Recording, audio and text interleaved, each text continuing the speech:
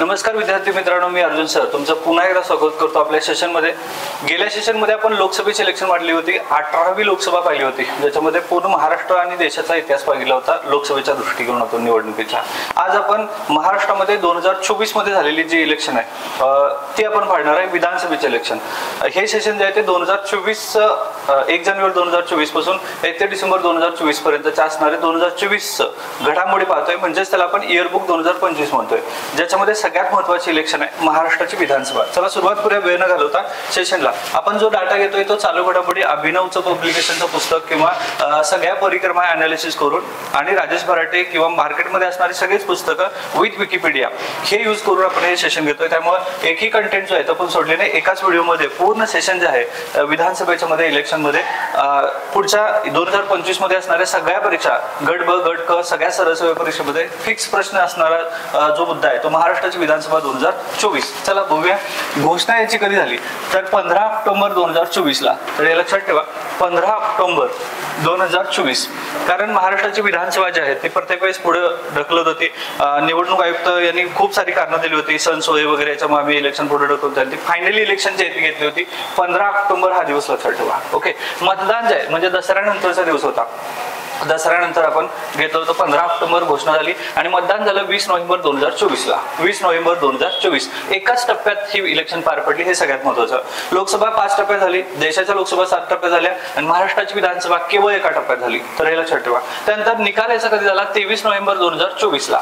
निकाल 23 नोव्हेंबर म्हणजे 26 तारखेला संविधान दिवस असतो। ओके, 26 तारखेला, त्याच्या 3 दिवस आधी 23 नोव्हेंबर 2024 म्हणजे लक्षात ठेवा निकाल 23-24 आहे। नोव्हेंबर महिन्यात आपल्या लक्षात राहतो। एकूण मतदारसंघ 288, महाराष्ट्रामध्ये विधानसभेचे 288 मतदारसंघ आहेत। अनुसूचित जातीचा विचार केला तर 29 जागा अनुसूचित जातीसाठी, जमातीसाठी विचार केला तर 25 जागा जमातीसाठी, शेड्यूल कास्ट 29, शेड्यूल ट्राईब 25, बहुमतासाठी 145 चा आकडा गाठणं गरजेचं आहे 288 पैकी। महत्वाच्या प्रश्नावरती जाऊया जेणेकरून हा पूर्ण डाटा आपण वन लाइनर मध्ये क्लिअर केलेला आहे। महाराष्ट्राच्या विधानसभा नांदेड लोकसभा मतदारसंघाच्या पोटनिवडणुका पार पडल्या आणि या पोटनिवडणुकीमध्ये काँग्रेसचे रवींद्र चव्हाण हे विजय झालेले आहेत। नांदेड लोकसभा पोटनिवडणूक।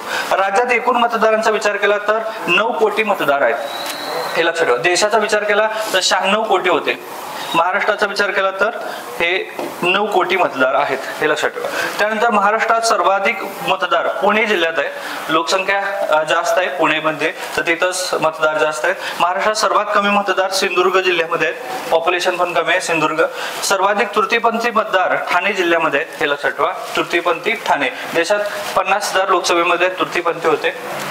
रत्नागिरी, नंदुरबार, गोंदिया, भंडारा आणि सिंधुदुर्ग या 5 जिल्ह्यात महिला मतदाराची संख्या पुरुषपेक्षा जास्त आहे। हा प्रश्न IMP करतो याला, हे मी लक्षात ठेवा, कारण हा प्रश्न इम्पॉर्टंट आहे की याच्यामध्ये महिला मतदाराची संख्या जास्त आहे पुरुषांच्या पेक्षा।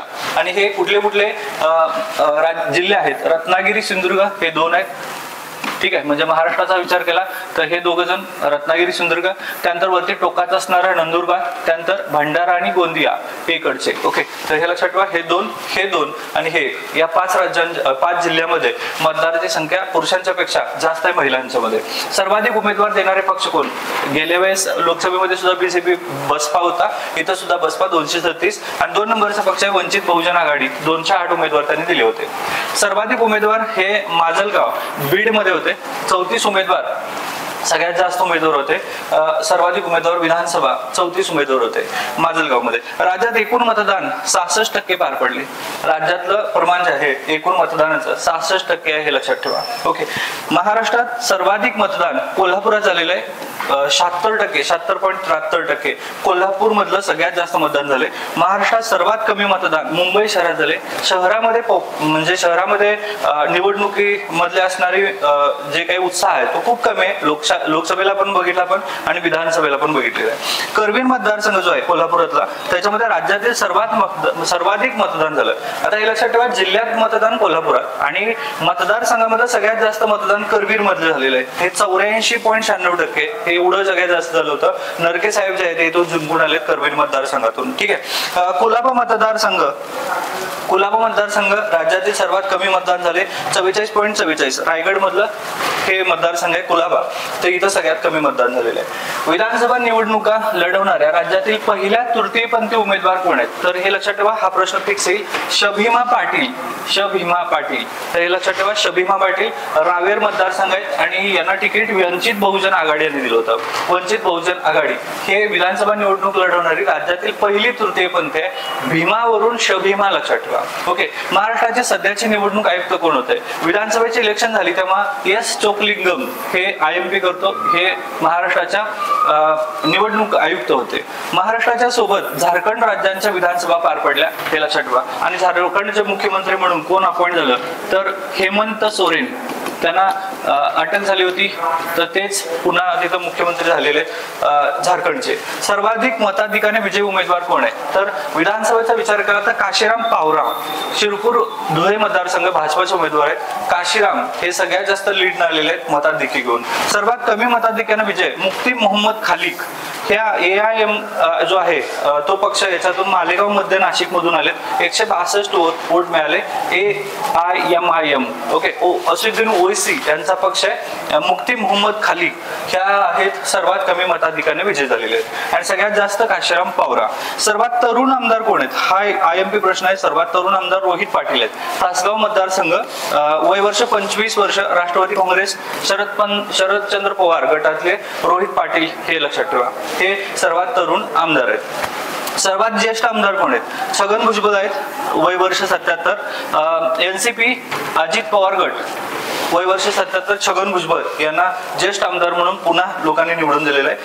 15व्या विधानसभेत 21 महिला आमदार निवडून आलेत. हा प्रश्न लक्षात ठेवा, कारण बऱ्याच पुस्तकामध्ये याचं उत्तर चुकीचं आहे बरं का. 22 दिलेलं आहे किंवा 20 दिलेलं आहे, पण 21 महिला आमदार आहेत, हे लक्षात ठेवा. ओके. आणि भारताचा विचार केला लोकसभेमध्ये 74 महिला खासदार आहेत. इथं महाराष्ट्रात 21 महिला आमदार आहेत, हे लक्षात ठेवा. भरपूर पुस्तकामध्ये याचा चुकीचा रेफरन्स सापडतो. विधानसभेत 21 पैकी 14 आमदार महिला भाजपाच्या आहेत, म्हणजे सगळ्यात जास्त महिला आमदार भाजपाचेच आहेत. नोटाचा वापर सर्वाधिक कुठे झाला? अहेरी मतदारसंघ गडचिरोलीमध्ये. ओके. अहेरी मतदारसंघ गडचिरोली. आणि नोटाचा सर्वात कमी वापर भोकर मतदारसंघ नांदेडमध्ये. भोकरमध्ये अशोक चव्हाण यांच्या सुकन्या ज्या आहेत तिथे थांबल्या होत्या, तिथे सगळ्यात कमी वोटिंग झाले भोकर मतदारसंघात. सर्वाधिक श्रीमंत आमदार कोण आहे? तर पराग शहा लक्षात ठेवा. भाजपा घाटकोपर पूर्व हे सर्वात श्रीमंत आमदार आहेत, तर हे लक्षात ठेवा. आणि सर्वात महिला आमदार, श्रीमंत महिला आमदार माधुरी मिसाळ आहेत भाजपाच्या पर्वती मतदारसंघातून. ठीक आहे. माधुरी मिसाळ भाजपाच्या आमदार आहेत, श्रीमंत महिला आमदारापैकी, लक्षात ठेवा. हे लक्षात नाव ठेवा. निकाल जे आहेत निकालावरती फोकस करूया. इथं पुढच्या 5 वर्षासाठी निकाल एकदा पाठ करून टाकला की पुढच्या 5 वर्षामध्ये शाश्वत करंट अफेअर्स निर्माण होतो. महायुतीला किती जागा मिळाल्या? तर 2, 3, 4. ओके. 2, 3, 4 ह्या जागा इंडिया आघाडीला मिळाल्या होत्या देशामध्ये लोकसभेमध्ये. ह्या आघाडी म्हणजे 2, 3, 4 तिथं आकडा होता. इथं बघा महायुतीला 234, पण किती पैकी? 288 पैकी, म्हणजे सगळ्यात जास्त जागा मिळालेल्या आहेत. आता इथं भाजपाला 132 जागा मिळाल्या, लक्षात ठेवा. इथं 1, 2, 3 असा आकडा आहे बघा. 1, 2, 3 मध्ये घाला, नाही तर सरळ 1, 2, 3 लिहिशीला. ओके. तर काय करा, 1, 2, 3 132 जागा. ओके. त्यानंतर सेना शिंदे सेनांना 57 जागा मिळाल्या. ओके. तर 57 जागा मिळाल्या. खूप मोठ्या जागा ज्या आहेत त्यांना मिळाल्या. 56 जागा नाही, 57 जागा. ओके. 57 जागा. NCP अजित पवार गटांना 41 जागा मिळाल्या. हा सुद्धा खूप मोठा आकडा होता, 41 जागा. ओके. त्यामुळे बहुमत जे आहे ते सगळ्यात जास्त मिळालं. लाडकी बहीण योजना ही खूप गाजली असं एकंदरीत चित्र जे आहे ते म्हटलं जातं. पण काही काय असेल ना, महायुतीला 234 जागा मिळणं हे खूप मोठी गोष्ट होती. राष्ट्रीय युवा स्वाभिमान आघाडीला 1 जागा आणि शाहू विकास आघाडी जे आहेत 1 जागा, असे टोटल 234 जागा मिळाल्या महायुतीला. त्यानंतर महाविकास आघाडीचा विचार केला तर दारुण पराभव झाला. केवळ फक्त 50 जागा मिळालेल्या आहेत महाविकास आघाडीला. त्यामध्ये सेना उभाटा जो आहे उद्धव बाळासाहेब ठाकरे गटाला 20 जागा मिळाल्या. काँग्रेसला केवळ 16 जागेवरती समाधान मानायला लागलं आणि NCP शरद पवार गटाला 10 जागा केवळ मिळाल्या. तर 10 NCP, 20 उद्धव ठाकरे गट आणि 16 जो आहे तो 16 आकडा आहे काँग्रेसला, समाजवादीला 2 जागा, माकपाला 1 जागा आणि भाकपाला 1 जागा अशा जागेचं एकूण विभाजन आहे. टोटल फक्त 50 जागा ह्यांना मिळाल्या महाविकास आघाडीला. ओके, महाराष्ट्र राज्याच्या 15व्या विधानसभेच्या निवडणुका एका टप्प्यात पार पडल्या. तर हे लक्षात ठेवा, लोकसभेची 18वी लोकसभा होती आणि 15वी महाराष्ट्राची विधानसभा आहे. केंद्रीय निवडणूक आयोगाने आचारसंहिता भंगाच्या तक्रारी करण्यासाठी सीबीजिल मोबाईल आणि टोल फ्री क्रमांक जो आहे तो 1950 दिला होता, ज्या दिवशी आमचा देश प्रजासत्ताक झाला 1950ला, तर तो टोल फ्री होता. या विधानसभा निवडणुकीत गडचिरोली जिल्ह्यामध्ये निवडणूक कर्मचाऱ्यांना मतदान केंद्रावर ने-आण करण्यासाठी हेलिपॅडची सुविधा दिली होती, हेलिकॉप्टरचा उपयोग केला होता. हे पहिल्यांदाच घडतंय असं गडचिरोलीमध्ये. ओके, म्हणजे पूर्ण राज्यामध्ये पहिल्यांदा घडतंय. गडचिरोलीमध्ये निवडणूक कर्मचाऱ्यांना ने-आण करण्यासाठी हेलिपॅडचा उपयोग केला. प्रमुख पराभूत उमेदवार म्हणजे असं म्हटलं जात होतं की निवडणुकीच्या इलेक्शनच्या आधी की महाविकास आघाडीचं सरकार येईल, पण तसं काही झालं नाही आणि दिग्गज असणाऱ्यांचा पराभव झाला. त्याच्यामध्ये पृथ्वीराज चव्हाण महाराष्ट्राचे मुख्यमंत्री एका काळचे पृथ्वीराज चव्हाणांचा पराभव झाला. बाळासाहेब थोरात हे काँग्रेसमधलं मोठं नाव होतं, महसूल मंत्री होते, बाळासाहेब थोरातांचा पराभव झाला.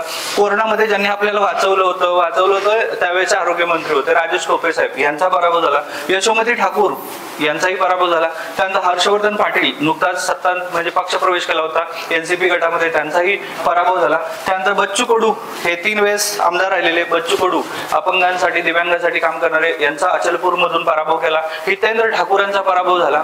ओके, त्यानंतर माणिकराव ठाकरे काँग्रेसचे, यांचाही पराभव झाला. अशा दिग्गज लोकांचा पराभव झाला. मनसेच्या 125 उमेदवारांचा पराभव झाला. सगळे 125 उमेदवार जे होते त्यांचा पराभव झाला.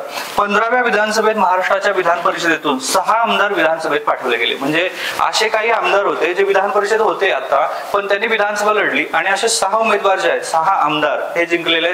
तर हे लक्षात ठेवा, गोपीचंद पडळकर हे विधान परिषदेमध्ये होते, आता विधानसभेतून निवडून गेले. म्हणजे असे हे 6 आमदार निवडून गेले आहेत. ठीक आहे, 15व्या विधानसभा केवळ 2 उमेदवार अपक्ष म्हणून आलेले आहेत. देशात 7 लोकसभेमध्ये अपक्ष आहेत आणि महाराष्ट्रात केवळ 2 अपक्ष आहेत. त्यापैकी शरद सोनवणे आहेत जुन्नर विधानसभा आणि शिवाजी पाटील जे आहेत चंदगड विधानसभा, हे 2च उमेदवार अपक्ष म्हणून निवडून आलेले आहेत. 15व्या विधानसभेच्या निवडणुकीत 14व्या विधानसभेच्या एकनाथ शिंदे मंत्रिमंडळातील सर्वच्या सर्व विद्यमान मंत्री जे आहेत त्यांचा विजय झाला, एकही मंत्री पराभूत झाला नाही. तर हे लक्षात ठेवा की 2019 नंतर जे सरकार आलं 2.5 वर्षासाठी शिंदे सेना, तर शिंदे सेना आणि बाकीच्या ज्या युतीने सरकार स्थापन केलं, तर शिंदे गटाचे सगळे मंत्रिमंडळाचे जेवढे काही नेते होते ते सगळे जिंकलेले, एकही मंत्री पराभव झालेला नाही. ओके, तर हे लक्षात ठेवा, आमदार पराभव झाला असं नाही, मंत्री पराभव झालेला नाही.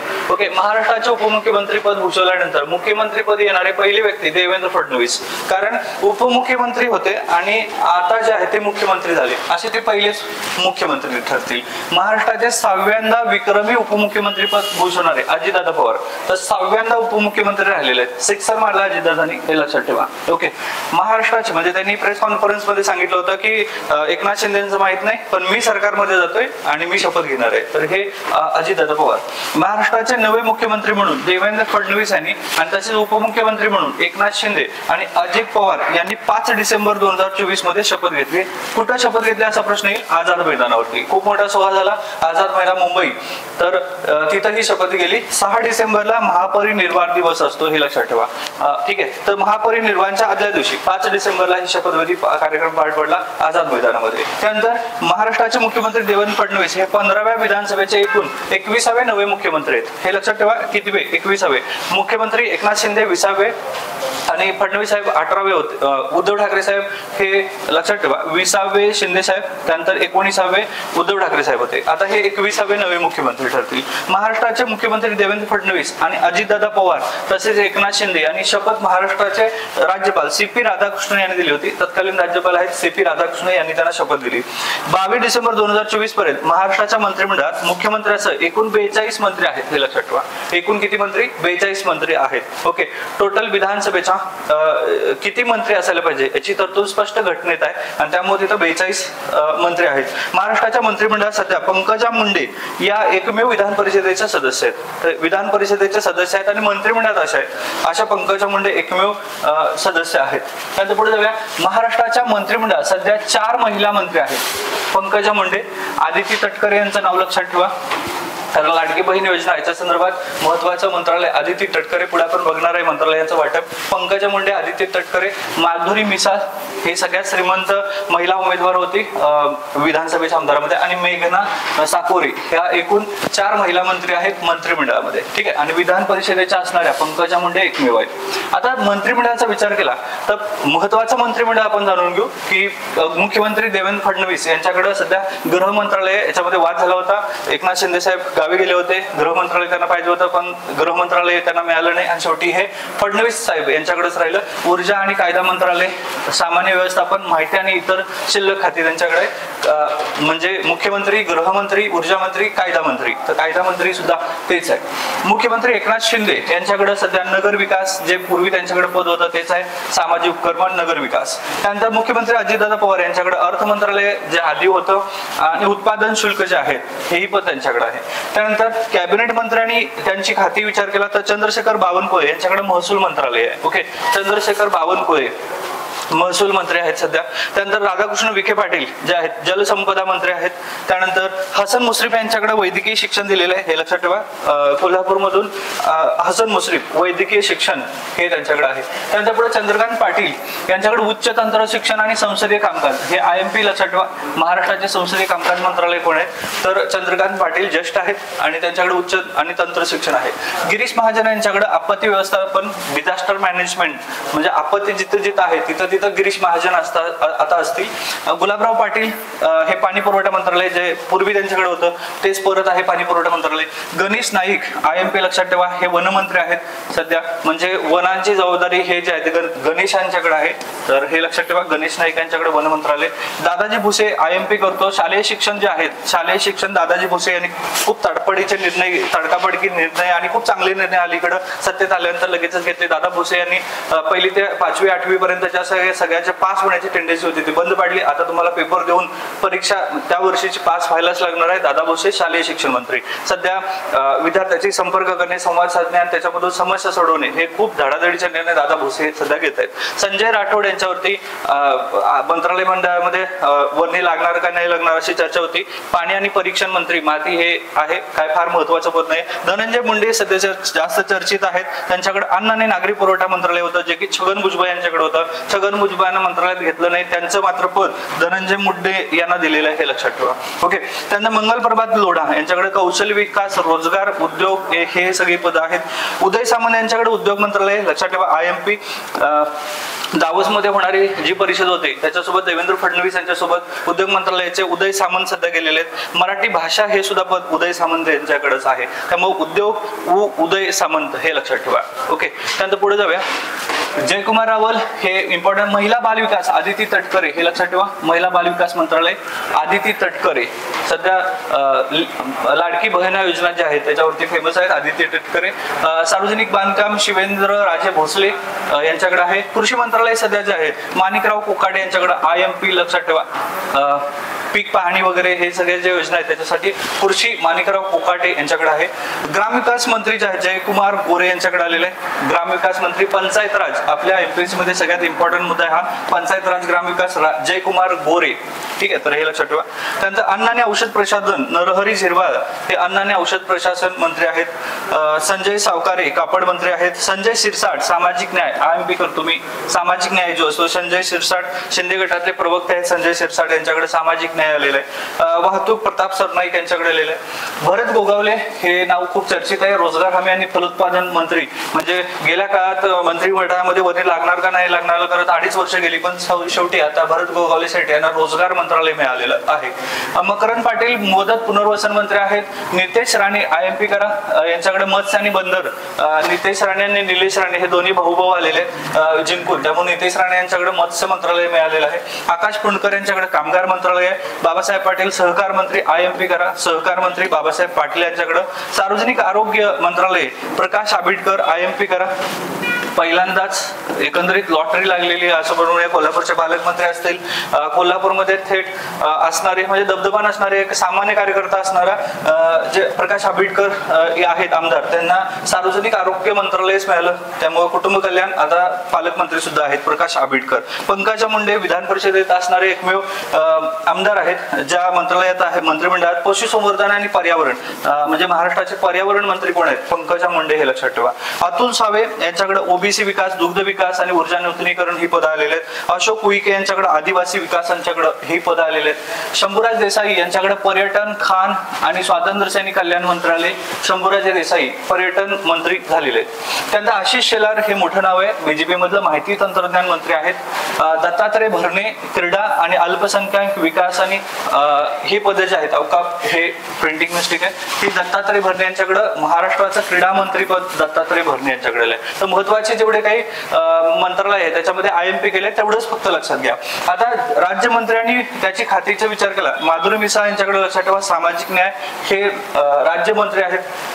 आशिष जयस्वाल यांच्याकडे अर्थमंत्री, त्यानंतर योगेश कदम यांच्याकडे गृहराज्यमंत्री, योगेश कदम यांच्याकडे गृहराज्य शहर आणि पंकज भोयर यांच्याकडे गृहनिर्माण. तर राज्यमंत्रीचं काही एवढं करायची गरज नाहीये. मंत्रालय नाव लक्षात ठेवा. लास्ट जे आहेत ते देवेंद्र सरिता गंगाधर फडणवीस यांच्याबद्दल समजून घेऊ. फडणवीस साहेब सध्या परत एकदा मुख्यमंत्री झाले. जन्म यांचा 22 जुलै 1970 नागपूरमध्ये झालेला आहे. काय बघूया, हे भारतीय राजकारणी म्हणजे भारतीय राजकारणी 5 डिसेंबर 2024 पासून महाराष्ट्राचे 18वे आणि विद्यमान मुख्यमंत्री. आता हे लक्षात ठेवा, टोटल व्यक्तींचा जर पकडलं तर 21वे मुख्यमंत्री आहेत आणि जर असंच हे व्यक्तीनुसार नाही पडलं, हंगामी वगैरे सगळं पकडून सोडून 18 आणि 21 यापैकी आयोग तुम्हाला विचारताना 21वा मुख्यमंत्री विचारेल. त्यानंतर मुख्यमंत्री पदापासून त्याचा हा 3रा कार्यकाल राहिलेला आहे. यापूर्वी 2014 ते 19 मध्ये शिवसेना त्यावेळी एक होती आणि बीजेपी यांचं गठबंधन होतं 2014 ते 19. त्यानंतर 23 नोव्हेंबर 2019 पासून 28 नोव्हेंबर 2019 पर्यंत अशा 2 वर्ष 2.5 वर्षाचा जो कार्यकाल आहे त्याच्यामध्ये देवेंद्र फडणवीस हे महाराष्ट्राचे मुख्यमंत्री म्हणून पदग्रहण केलेले होते. 19 ते 19 हा काळ आहे. त्यानंतर 30 जून 2022 ते 4 डिसेंबर 2024 मध्ये महाराष्ट्राचे ते 90 उपमुख्यमंत्री होते. तर हे लक्षात ठेवा, 90 कारण उपमुख्यमंत्री पद किती आहे असं विचारतील तर ते 90 होते. तत्पूर्वी 8 नोव्हेंबर 2019 ते 29 जून 2022 दरम्यान महाराष्ट्र विधानसभेत विरोधी पक्षनेते होते. म्हणजे ज्यावेळेस उद्धव ठाकरे साहेब हे महाराष्ट्राचे मुख्यमंत्री होते त्यावेळेस महाराष्ट्राच्या विधानसभेत विरोधी पक्षनेते म्हणून काम करत होते. 1999 ते 2009 दरम्यान पश्चिम नागपूर विधानसभा मतदारसंघातून तर 2009 पासून दक्षिण पश्चिम नागपूर विधानसभेतून मतदारसंघातून महाराष्ट्राच्या विधानसभेत ते सदस्य म्हणून येत आहेत. 31 ऑक्टोबर 2014 या वयाच्या 44व्या वर्षी मुख्यमंत्री शपथ घेणारे फडणवीस हे महाराष्ट्राचे दुसरे सर्वात तरुण मुख्यमंत्री होते. 2014ला 31 ऑक्टोबर सरदार वल्लभभाई पटेल यांची जयंती होती, त्यावेळेस त्यांनी शपथ घेतली होती आणि त्यावेळेस ते महाराष्ट्राचे दुसरे तरुण मुख्यमंत्री झाले होते. कारण पहिले 38व्या वर्ष मुख्यमंत्री पद घेणारे शपथ घेणारे शरद पवार हे सर्वात यंगेस्ट मुख्यमंत्री ठरले होते. आजपर्यंत त्यांचा रेकॉर्ड कायम आहे. 44व्या वर्षी मुख्यमंत्री फडणवीस यांनी शपथ घेतली होती 2014ला.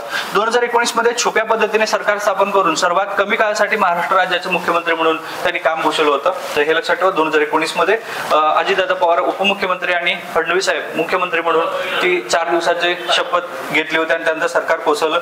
देवेंद्र फडणवीस हे भारतीय जनता पक्षाचे नेते आहेत. एवढं आहे महत्वाचं देवेंद्र फडणवीस यांच्याबद्दल. तर ही टोटल विधानसभेची इलेक्शन होती जी आपण पाहिली होती. लोकसभा आणि विधानसभेचे इलेक्शन आता कंप्लीट झालेलं आहे. भेटूया पुढच्या सत्रामध्ये 2024च्या सगळ्या घडामोडीसह वन लाईनर मध्ये. तोपर्यंत थांबतो.